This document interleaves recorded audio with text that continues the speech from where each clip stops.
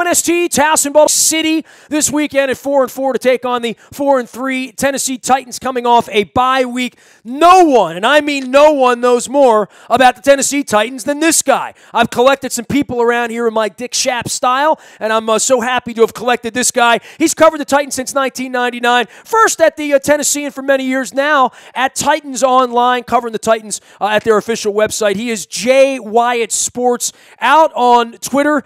Tens of thousands follow him, and you can as well at Jimmy Wyatt coming on back here. First off, we're coming down there to Piranha's on Friday and Saturday to drink beer, listen to music, eat those donut burgers and hot wings and all that. Man, your little town has grown up, and I've talked to everybody about that. I came down to see my buddy, the Black Crowes drummer, last year around Christmas time. I just can't believe how many big buildings, how many cranes, $400 hotel rooms. Y'all going big time on us down there in Nasvhille, Jim. It's true, and I love it. I mean, I'm proud of the city. I grew up here, went to high school, grade school in Nashville, went to high school in Nashville, and one of five from a big family here in the city, and have seen it really grow up over the years. I mean, and I'm excited about just the energy that's in the city. Not only with the Titans, but the Predators. Vanderbilt Athletics, just the feel when you go downtown, not only on a weekend night, but on any weekday you go downtown. There's so many great dining options, great places to see music. People that are coming in from Baltimore that have not been here before will be blown away, and I hope the weather's good. Well, I mean, we've been blown away every time we've come down there. It's one of our fans' favorite places to come. We're putting a group together. We'll be at Piranha's downtown Friday night and Saturday. If y'all want to come by and stop by, we'd love to do that. And I think we're going to have a pretty decent football game here. And there are no great teams here. Chiefs and Patriots notwithstanding, and the Eagles and anybody that's smelling themselves and feeling themselves here during the Halloween season. We know how quickly this thing changes, and it really changes around quarterbacks. And you guys were clearly a different franchise without Mariota. The hit on Flacco was ruthless last Thursday night, and we'll pick that conversation up. I mean, we'll be picking that up the whole time, but you got a better team there than what you've had, and you've covered the good, the bad, and the ugly for many, many years around that franchise. I'm coming into a situation here where there's real prosperity in a way that there hasn't been there for about a decade and a half, right? Yeah, but it's a hungry team, too. I mean, the team is better, and had some tough years, up until drafting Mariota, and certainly still continue to find their way. But John Robinson, Mike Mularkey have done a really good job of finding the right kind of players to build this team moving forward. As you mentioned, it starts with the quarterback, and you've got to keep him healthy, and it's a different team when he's not healthy and out there. But as long as he's able to run around, move around in the pocket, is not limited by an injury, which he's been dealing with the hamstring, then it's a different looking team. The Titans at 4-3, tied atop the AFC South, can hold the tiebreaker over Jacksonville. So they're in a pretty good spot, but this team has not played its best football yet, and supposed to get Mariota back closer to 100% this weekend. Corey Davis, the first-round pick, who's been out since week 2, on track to return.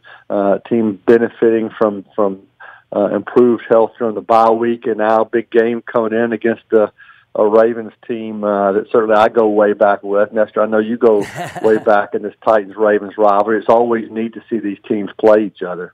I shared a picture that Pat Johnson, the old wide receiver, had on his Facebook that literally showed up on my timeline Tuesday morning from the 2000 Spear and Banshee Billick game. You remember all that. And, this could have really been something, right? I mean, had the divisions gone the other way, this would have been an annual thing. I mean, we're real happy with it. We're really happy playing Cleveland, by the way. You guys had your time with Jacksonville when they stunk for a long time. But, boy, your division's turned upside down, hadn't it? I mean, the Andrew Luck thing and everything that went on with Indianapolis and Peyton coming down there and kicking your asses for about a decade and a half, kicking everybody's asses for a decade and a half.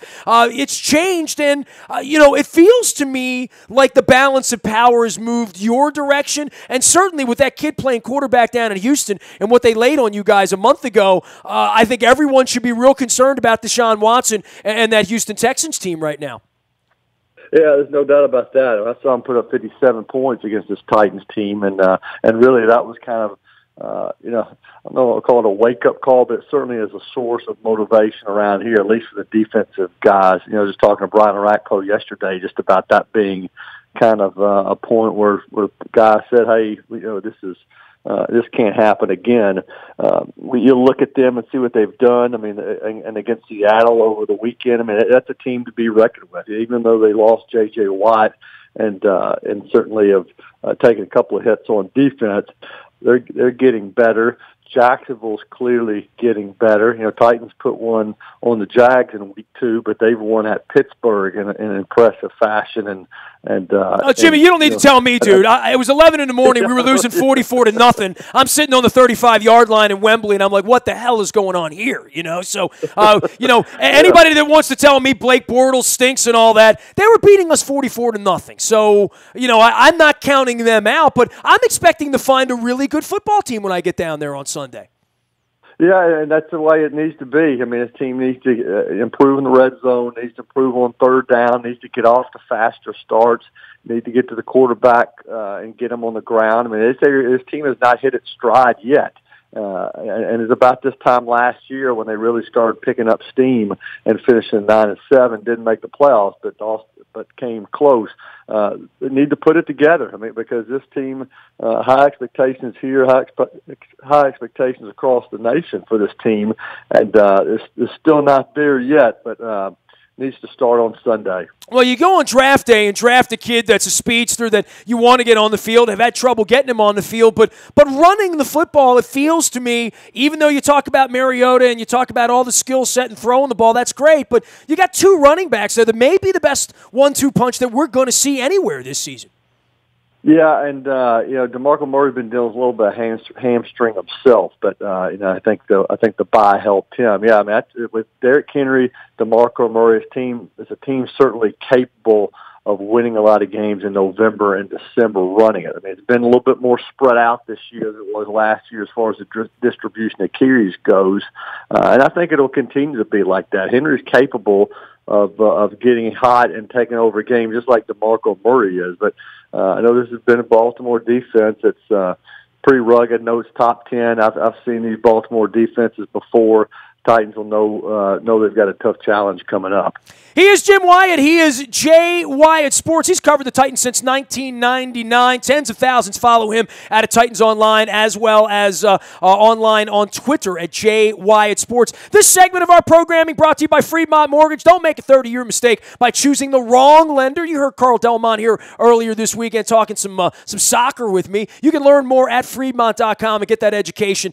They will take great care of you, give you good advice. Don't forget as well, Deli-ish is over on Wise Avenue in Dundalk, making those tasty New York-style deli with the Reubens, the corned beef, the lean corned beef, and legit sandwiches like the Curly Fryer. I'm waiting for them to put the Dundalk Owl on the menu. Tasty pickles, they cater in. It is delibaltimore.com. We're going to be down at Piranha's in Nashville, just off 2nd and Broadway, down there celebrating, having some fun, wearing some purple, and awaiting a game on Sunday with the Titans. Jim, for the defense of the Titans, I've heard so much about this safety who's taking the ball away, but it really is amazing that Dick LeBeau at the age of 80 is doing this, and I know you covered him from afar, Cincinnati, Pittsburgh, as have I. I've never really met him. I've never really chatted with him. I've got great friends in Mike Tomlin, Marvin Lewis, who've employed him and been around him. It must be something there to see him at this point in his life doing this and doing it pretty well right now and taking a shine to 21-year-old kids, right? Yeah, he's an amazing guy. I was at his 80th birthday surprise party that they had for him at a Saturday walkthrough, and just to see him on a daily basis, just his youthful exuberance, the way he still kind of bounces around the practice field to see how guys react to him, how much he loves being around them. I mean, he's one of a kind. The guy made his 8th hole-in-one this summer.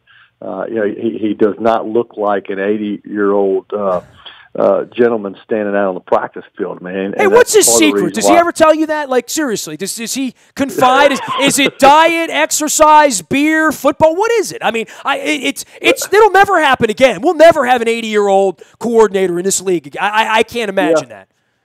I mean, he just says I've asked him that before. He says he just tries to stay moving, never stay in one place. If you watch him on the practice field, he kind of is always on the go. He doesn't put poison in his body, is the way he describes it. He hangs around young people. He plays the guitar listens to a lot of music. You see him running out of the tunnel with the 20-year-olds when the team comes out. So he's just and I think the main thing is he wants to stay involved in life, stay involved around people. He's a people person, and I think that's part of what keeps him young. Jim, for you with this team and seeing the Ravens coming here, maybe with a quarterback, maybe without, you've been watching this a long time, and I don't, I'm not a homer. First off, I like Joe Flacco very, very much. He's my favorite all-time Baltimore athlete, but that has nothing to do. This is about a quarterback sliding and having his head taken off, literally. That should be the worst nightmare.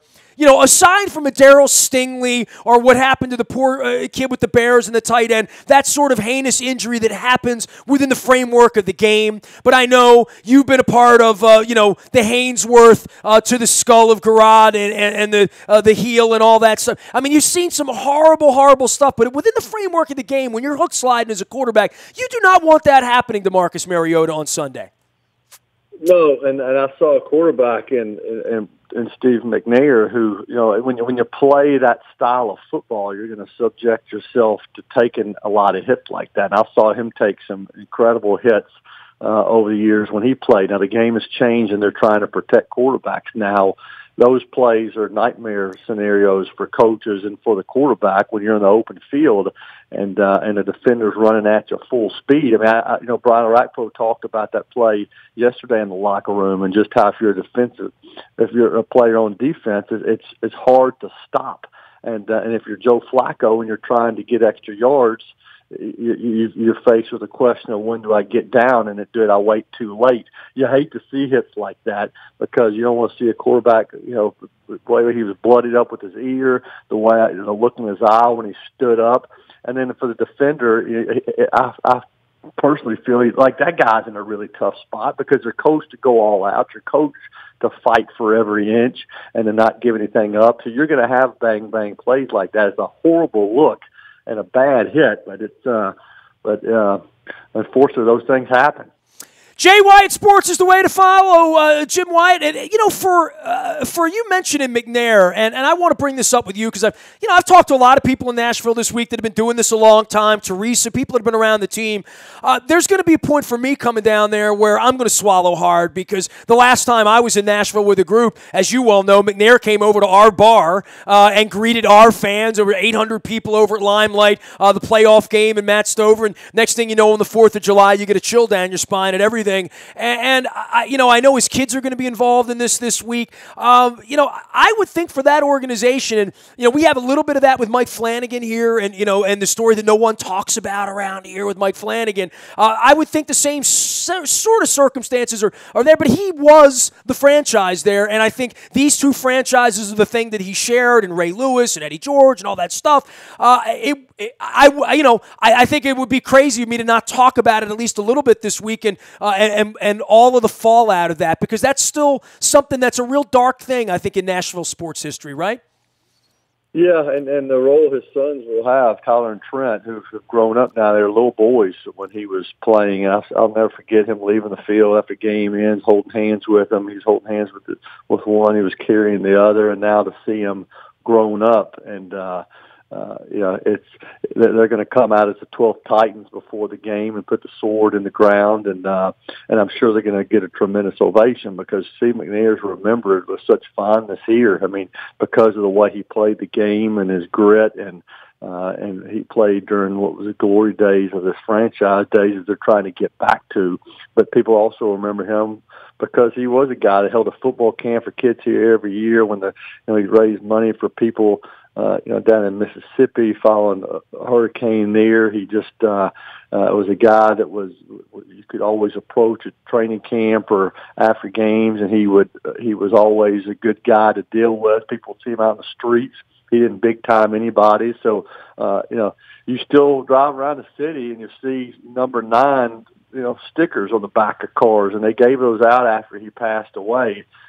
He's remembered here as one of the all-time great Titans, and I know he spent some time with the Ravens, and I'll never forget the time he came back here and played against the Titans, at the stadium as a member of the Ravens. So really a good part of this team's history, and and really remember well here. And when you see his sons out there, there's no question it's going to be a touching moment for everybody that's witnessing that. We're going to be down at Piranha's in Nashville all weekend long. Speaking of parties there, we'll be there Friday and Saturday for any traveling Ravens fans coming down. If you want some of the best Titans coverage, it's certainly a great follow on game day. Jim Wyatt joining us here from Titans.com. Last thing for you, the notion that the knee and what that's represented here in Baltimore, we had 20,000 empty seats on Thursday night, and maybe it's the brand of football, maybe it's the knee, maybe it's the pricing, maybe it's, I don't know. How has that affected the Titans down there? And I would think in the kind of state and the way your state voted, I'm thinking the knee thing probably didn't go over real big. That if the Texans were taking a knee there, I know they were cheered in Seattle. I know the people would boo during the anthem, but it feels to me like if that game was in Tennessee the other day or Baltimore, they would have had a hard time. Yeah, it's a subject that people are very passionate about on each side. I mean, the Titans played when all of that happened. I guess it was in week 3 when it was at its height. The Titans played the Seahawks that week, and the teams elected to stay inside because they didn't want to bring a lot of attention to players who wanted to do their own thing or wanted to make a statement or get their point across. So the Titans stayed inside, and certainly it generated some reaction here. I mean, I think since the team has been out for the anthem, and stood the anthem, Rashard Matthews is elected to stay inside and come out after the anthem. But it's a subject that it's not only a hot topic in Nashville, but a hot topic, as you said, across the league. You listen to the talk shows here, and it remains a subject that people want to talk about. Well, I'll tell you what, man, we will be talking with you on Sunday morning. Looking forward to getting down to Nashville and Piranha's and seeing you again. Always great to visit with you, man. And, I'll hit you up a little later on down the road. We're all in it together. You guys are playing nothing but our competitors. So after this weekend, man, we don't want to soften you up too much here. We got Cincinnati and Pittsburgh for you guys. We need your best shot on the Steelers 2 weeks from now. Yeah, you're right. We've just left the Browns, and now we got the Ravens, Bengals, and Steelers, as you mentioned. So we're right in the middle of this, right in the middle of your division. Feels like old times again. Well, you are going to define our fate to some degree over the next couple of weeks. Jim, it's always great having you on, man. We're going to send everybody out to Titans Online as well as Jay Wyatt Sports. We'll see you on Sunday at the ballpark. That's good to talk to you. You got it. Jim Wyatt, one of our favorites, one of the cool dudes we've collected here through the years at WNST.net, and one of our repeat customers, as we like to say around here. You can find us out in the BuyAToyota.com audio vault 24 hours a day from anywhere in the world. If you are going down to Nashville this weekend, we go wherever you go as well. Our morning newspaper delivers to your email inbox at 7 a.m. It's all delivered digitally via our friends at PlanetFitness.com, where it's still $10 a month to get in the best shape of your life, and they're always judgment-free around there, and I appreciate that. Nasty at WNST.net finds me. Facebook, Twitter, LinkedIn, Snapchat, Instagram, streaming live on our Facebook, and I will be Facebooking live from Piranha's in Nashville on Friday night and Saturday as the Purple Nation descends upon the Music City this weekend. And, of course, Dennis Kolatzis will be here on Thursday, bringing you the SSV on WNST, wrapping up the World Series, getting you ready for the weekend, and, of course, always sponsoring our WNST text service. We're all worried about Joe Flacco, wondering if he's going to play this week. If it's yes, if it's no, you'll find out first on the WNST text service. That is all brought to you by Coons Ford of Security Boulevard. I am Nestor. We are WNST.net, AM 1570, and WNST Towson, Baltimore, and we never stop talking Baltimore sports.